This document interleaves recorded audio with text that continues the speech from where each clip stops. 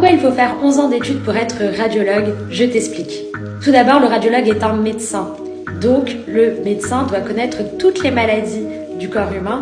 Donc, il doit connaître les maladies neurologiques, les maladies digestives, les maladies gynécologiques, etc.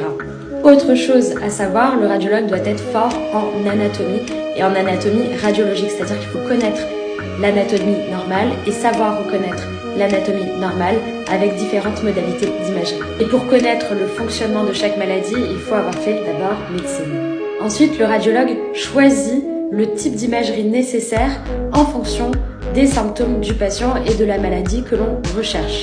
Donc le radiologue, c'est lui qui choisit quelle imagerie, quel examen on va faire pour le patient en fonction des symptômes et de sa maladie. Donc c'est lui qui choisit si on fait une radio, si on fait un scanner, si on fait une IRM, si on fait une échographie. Une fois que le radiologue a choisi quel type d'examen il faut faire pour telle maladie, ensuite il doit interpréter l'imagerie.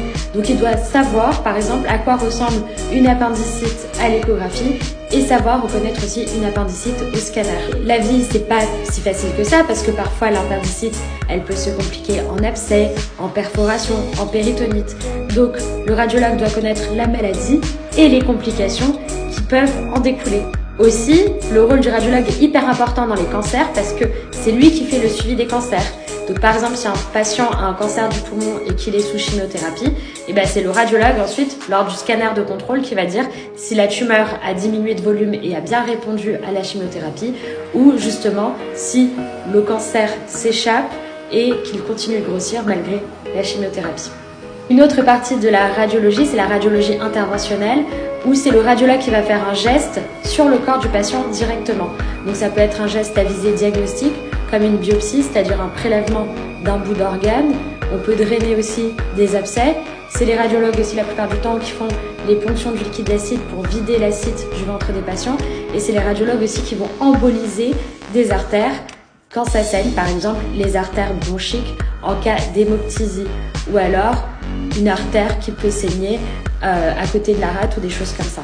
Donc voilà, il y a la radiologie interventionnelle, il y a la radiologie diagnostique et si on veut faire de la radiologie interventionnelle, il faut savoir que c'est une année d'internat en plus.